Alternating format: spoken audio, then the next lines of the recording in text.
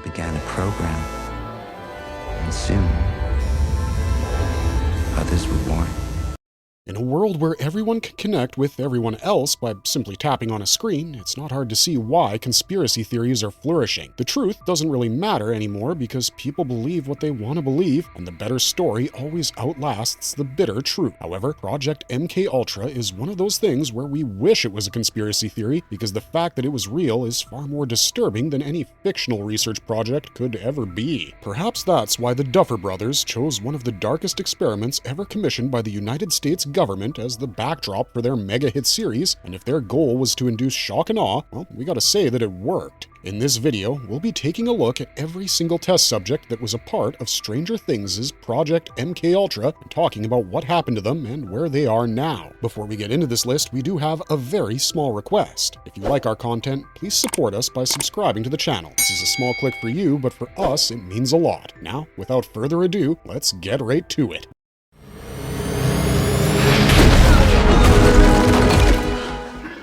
1. Project MKUltra exists because of this test subject, who was in fact the first human being to have confirmed psychic abilities in the canon version of events for Stranger Things. His real name is Henry Creel, but you might know him better as Vecna, the overarching antagonist of the Duffer Brothers' masterpiece. Born to a wealthy family, young Henry first came into contact with a strange world at the age of 8 when he stumbled across a weird machine in a cave system in his hometown of Rachel, Nevada. Unbeknownst to Henry, he'd just encountered secret technology created by the US government in an attempt to recreate the effects of the infamous Philadelphia experiment. Though the experiment is a confirmed hoax in our universe, in the world of Stranger Things, it was quite real and caused humanity to face the ultimate unknown in the form of an alternate dimension that was populated by strange creatures. The US Navy had used massive amounts of electricity and specialized devices to manipulate electromagnetic waves in the hopes of creating cutting-edge cloaking technology. Instead, their test vessel, the USS Eldridge, found itself in a hellscape where all of its crew were killed off save one, the father of Dr. Martin Brenner. After discovering that his dad's very genetic makeup had been altered by his encounter with the other world, Martin decided to recreate the Philadelphia experiment in Nevada because this would put the United States firmly ahead of the Soviet Union in the Cold War, as well as giving Brenner the ability to create modern-day gods. Unfortunately, the Soviets had caught on to his plan and stole Brenner's teleportation tech, but before they were able to do anything significant with it, Henry found it and went missing in a manner quite similar to the disappearance of Will Byers. When he came back to Earth, his personality had been permanently altered, and he gained powers that no human being had ever wielded before. He unwittingly paralyzed a kid in his hometown with his superpowers, which caused his family to relocate to Hawkins, and when Dr. Brenner found young Henry's spyglass in the cave where his stolen tech was, he knew what he had to do next. He tracked Henry all the way to Hawkins and exploited the fact that he didn't have proper control over his abilities to gain custody of him. At first, Henry resisted Brenner's advances because he didn't trust this strange man who wanted to become his papa, but after he killed his mother and sister and drove his father insane after nearly paralyzing him, Henry changed his mind. He joined up with Brenner and was branded with the tattoo that designated him as the official first test subject for Brenner's Project MKUltra. Over the course of 2 decades, Henry was experimented on to test the limits of the psychic powers, had his blood drawn in large quantities, and was tortured to keep him in line lest his abilities turn the tables on Brenner himself. At one point, the good doctor installed an inhibitor chip in Henry's neck, and that kept him docile for years before he manipulated Eleven into taking it out. Everything that has happened since then is basically what created the plot for Stranger Things, and we'll discuss Henry's full life properly in a separate video. But for the purposes of this one, we'll focus on the fact that Henry Creel was the source of Project MKUltra's ambitions. The ambition to create a new race of humans with abilities that made them near divine. And he was also the first person to endure all the torturous methods Dr. Brenner employed in his experiments, like forced sensory deprivation, physical and emotional abuse, and more. Once Brenner had Henry in his hands, he began formulating a plan to pass on his acquired abilities to other people whom he hoped would be easier to control than the boy. And that's where our series protagonist's mother finally comes into the picture.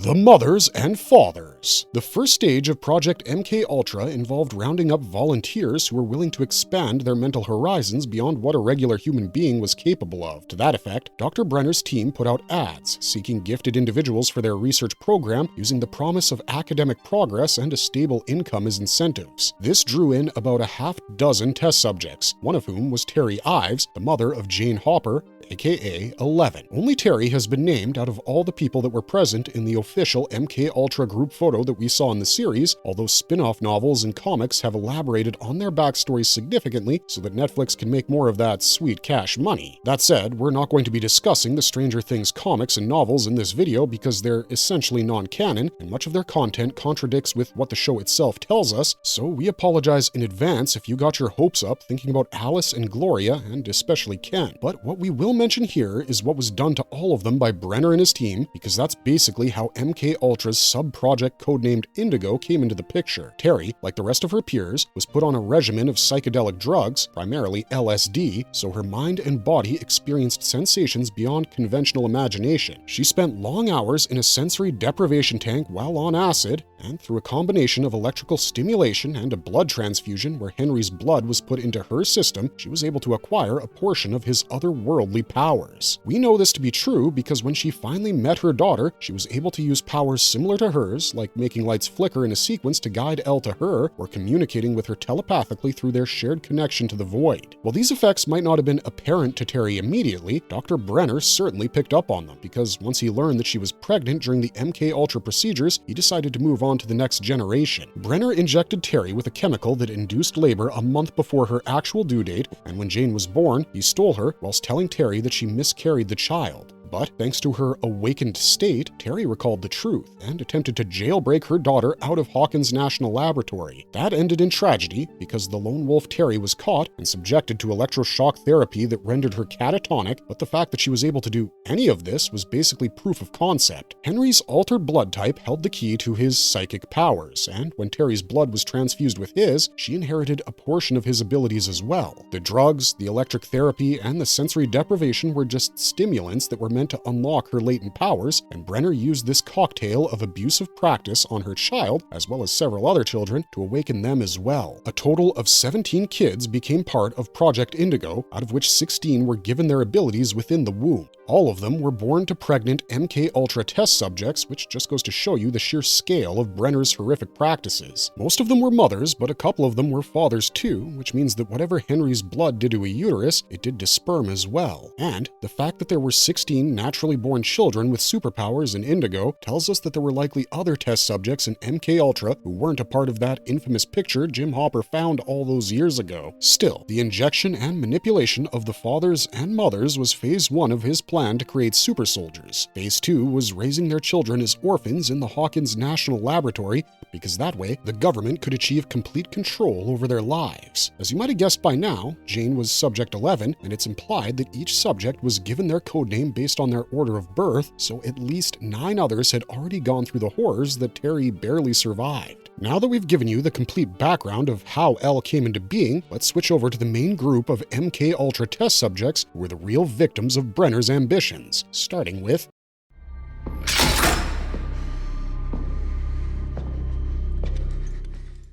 2. The oldest and meanest of Brenner's Indigo kids, 2 was 11's first nemesis from a chronological perspective. He was the first child to be born to an MK Ultra parent, and because Brenner told all of them that there was no Subject 1, 2 believed himself to be first among his peers. He was born with the power of telekinesis, and he was one of the strongest Indigo kids overall, barring 1, 8, and 11. Because he was raised in captivity and regularly subjected to mental and physical torture, 2 projected his pain onto the other children by bullying them both with and without his powers. He was also one of the staunchest believers in the idea that Brenner was the kids' collective father, because he often competed with the rest for Brenner's attention and affection. This was also a trauma response, because kids who have been abused by their parents often go out of their way to try to please those parents and get their approval. And when you factor that into his personality, it really makes 2's character quite tragic. He's a bully by choice, but he's also been through things that sort of justify the way he perceives the world and himself. 2 looks like a teenager who's on his way to young adulthood, so we'd guess that he was between 14 to 16 years old when we saw him in Season 4, and that would explain why he was stronger than the rest of the Indigo kids. He's had the most amount of time to explore and refine his control over their shared powers, which is why when we see him participating in the light bulb test and the combat test, he's able to pass them almost effortlessly. The only reason he gets angry at Jane's performance is because he recognizes within her the potential to surpass him. This doesn't happen during the light bulb test, where Jane struggles to even get a single light bulb lit up, which is why back then, 2 simply mocks her and calls her names. But when she knocks him flat on his butt during the combat test, 2 takes it personally because being the strongest Indigo kid is sort of his entire personality. He ends up cornering Jane with his little gang of psychic buddies and threatens to kill her if she doesn't fall in line. And to show her that he means business, he slams Jane into a wall so hard that it gives her a concussion. We're pretty sure this made him feel really good about himself because it reinforced his self-belief of being the strongest person in the room, but ironically enough, giving 11 a concussion is also what gets 2 killed. When Brenner notices Elle's injury, he asks the other subjects what happened, and 2 makes a sarcastic joke about Elle being clumsy and sustaining that injury because she quote-unquote fell. Brenner immediately picks up on this and has a shock collar installed around 2's neck, which he proceeds to use to the point that 2 tearfully confesses to his crime just to get the pain to stop. Brenner ensures that this punishment is administered in front of the rest of the Indigo kids because he needs to make an example out of 2. If you do anything apart from what Papa tells you to do, you're in for a world of pain. And after getting what he needed from 2, Brenner sends him to the infirmary to heal up. This saves him from 1's rampage for a while because 2 is the last person that Henry kills during the September 79 massacre at Hawkins National Lab, but personally, we can't say we felt any sympathy for him when his neck was crushed and his body crumpled like wet paper. 2 was the perfect illustration of Brenner's fears with regards to what would happen if one of his subjects realized their true potential and went rogue, because being overpowered by Henry was the primary reason he had the soteria implanted in his neck. And 2's bully buddies faced a fate quite similar to his own, even though the Dark Horse comics would have you believe otherwise.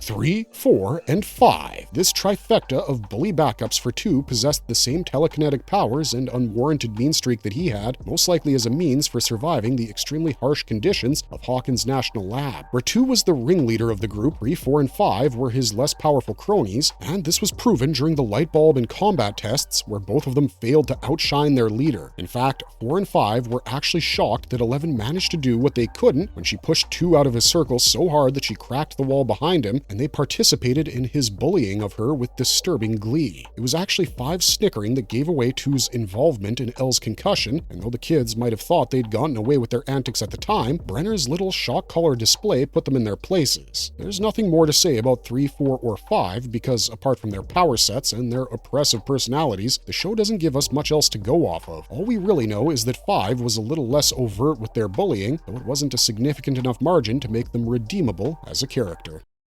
6 and 10. 6 is a bit of an important minor character in the Indigo Kids roster because it was through 6 that we realized what Henry Creel was planning to do that fateful September night. 6 was in a room with Dr. Ellis, another researcher associated with Project MK when 1 went on his rampage. He was working on moving objects with his telekinetic powers, specifically a red block, when the lab's alarm systems went off. Dr. Brenner, who was working with another subject at the time, was informed that 6 and his attending doctor were dead, but before he could confirm it, he was knocked out by 1's rampage as well. What makes 6 unique is that he's one of 3 African-American test subjects, the others being 9 and 14. Since there was only 1 African-American woman in the MK group pick, we can assume that all 3 of them were her children, and if they weren't, at least 6 or 9 should have been, considering the time gap involved between their birth and 11's. But this also brings us to the subject who informed Brenner of 6's demise, and that's subject number 10. 10, like Elle, had the ability to view things remotely, which Brenner was testing when 1 went rogue. In an extended sequence, Brenner showed 10 a picture of a sun to stimulate his mind and make him lock onto the target he needed to see. When 10 succeeded at seeing the sun with his powers, Brenner drew him a dog, and this second attempt was a bit of a failure. Brenner wasn't an artist by any means, so his dog looked more like a cow, and that's what 10 saw when he channeled remote viewing for the second time. His third task was to spy on 6 and Dr. Ellis and report what he saw to Brenner, which he was quite successful at doing since he'd seen and known 6 for a while by then. But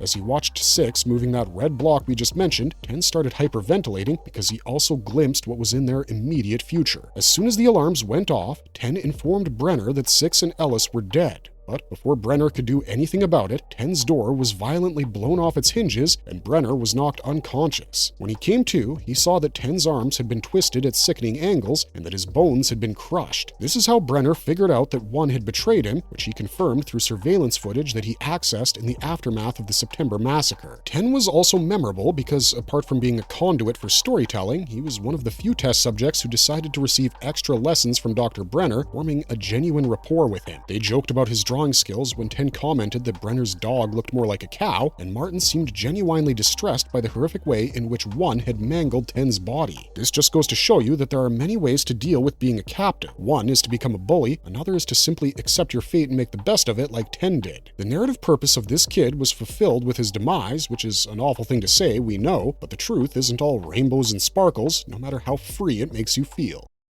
7 and 9, 12 to 18. There's not a lot we can tell you guys about subjects 7, 9, and 12 through 18 because we see them all in their group picture and in a few dialogue-free scenes, and that's about it. They all die off-screen and we're never told what their specific powers are, but what we can tell about Project MKUltra just by looking at them is that this wasn't a research program restricted to race. In fact, it feels like Brenner was trying to create super beings from all kinds of ethnic groups because, as we mentioned earlier, 3 of the Indigo kids were of African-American descent, including 9, and 2 of them were of Asian descent, those being 3 and the youngest Indigo kid, 18. 18's immediate predecessors, 16 and 17, were identical twins, which shows you the complete scope of Brenner's research and ambitions. He was going to keep exploring every single possibility until he hit a wall, and considering he got up to the number 18 with his rather limited group of initial volunteers, we think it's safe to say that had 1 not broken free from his control, Brenner would have extended MKUltra to all sorts of ethnic groups, despite America still being a segregated society at the time. A child of Asian descent with psychic powers would have been ideal for America's covert operations in a country like China, which had chosen to adopt communism as its primary political ideology following World War II, because that child would have blended into Chinese society like a glove fits a hand. Sadly for him, MKUltra was rendered useless after the September massacre, so Brenner never managed to create those psychic spies he was convinced the Soviets were spending 60 million rubles to create on an annual basis. These 8 kids dying nameless, faceless deaths is the ultimate example of how some of the most important and heinous events in human history can be swept under the rug quietly because only Terry Ives had the courage to accuse Hawkins National Lab of conducting illegal human experiments after breaking ties with them. Alas, we'll never know if any of their parents were even fully aware of what they'd signed up for or what happened to their children in the aftermath of their separation.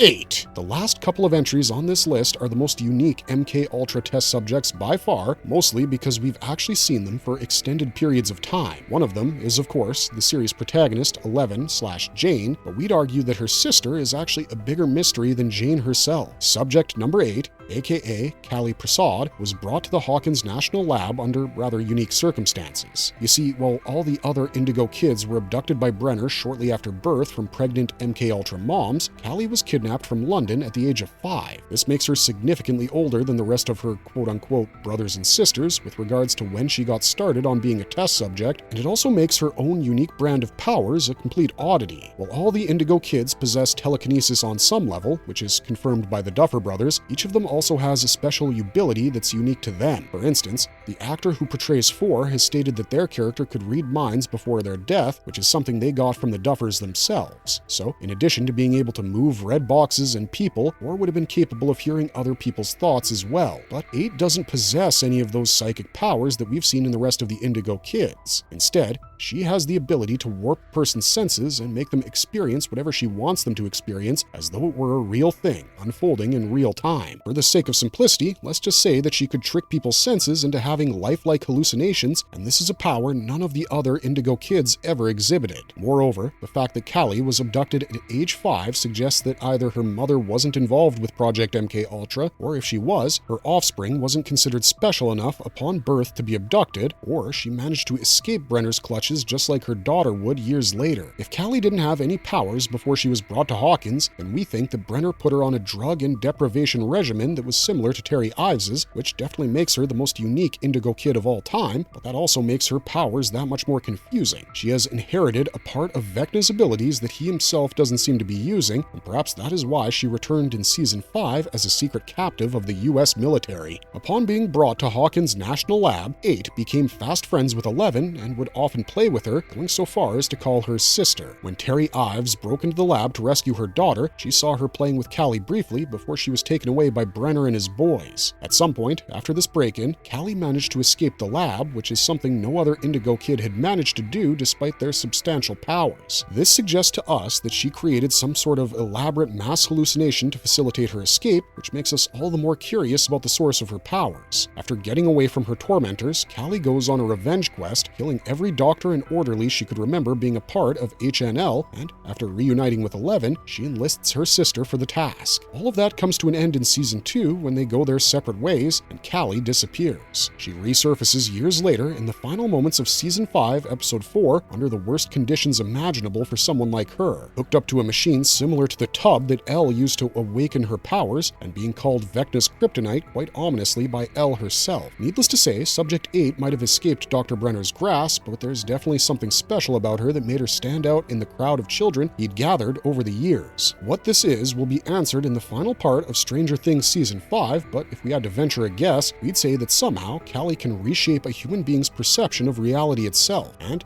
in a war like the Cold War, the equivalent of the Reality Stone would have proven to be an invaluable weapon, making her loss the worst thing for Brenner before he died. 11. Finally, we've got the girl herself, the lady who makes the Brady Bunch seem sane by comparison, Jane Hopper, aka 11. What can we say about Elle that hasn't already been said by the show, the Duffer Brothers, and Millie Bobby Brown herself, the actress who portrays her? Not much, we guess, but what we can say is that after 1 and probably 8 as well, she's the strongest product to come out of Project MK Ultra. 11's telekinetic powers are off the charts. She can not only push people so hard that they end up denting concrete walls, she's flipped things as massive as cars on occasion, and her telekinetic powers form the foundation of our hero's resistance against the bad guys of the series. On top of that, her remote viewing abilities and extrasensory perception are so powerful that she can see people miles away and glean information about them by simply touching things they possess, like the Dungeons & Dragons game board owned by the Hellfire Club. 11 was responsible for the collapse of MK Ultra because after Callie left, she befriended an orderly at Hawkins' National Lab who turned out to be Henry Creel himself, aka 1. After she removed the soteria from Henry's neck, he massacred every single person in the lab, save for Brenner and Elle, but it's not like he didn't try to kill her. When Henry went after 11, she showed him her most unique power to date, which was being able to open a portal to the Upside Down without the use of any of the equipment that was involved in both the Philadelphia experiment and the Nevada experiment. This is probably why both the military and Vecna want to get to her before the other does, because Elle is basically a walking, talking wormhole generator. We'll be making a video discussing her life and abilities real soon, so keep your eyes peeled for that when it drops, but suffice to say, 11 is the greatest success and failure of Project MK Ultra. In her, Brenner was able to replicate a large amount of Henry's original powers, but because of that, he also lost all of his other test subjects and Henry himself, who ended up becoming the villain we now know as Vecna. Marvelous verdict! And with that, we've finally come to the end of this video exploring what happened to every single test subject involved in Stranger Things' version of Project MK Ultra. Let us know your thoughts in the comments down below, and don't forget to like, share, and subscribe to our channel for more Stranger Things content while the show is still alive and well. If you liked this content, don't forget to leave a like and subscribe to us if you haven't already, but otherwise, we'll see you guys real soon with another video exploring the fascinating world created by the Duffer Brothers. So until then, stay safe, and if you see your lights flickering for no reason, break a window and run without giving things a second thought.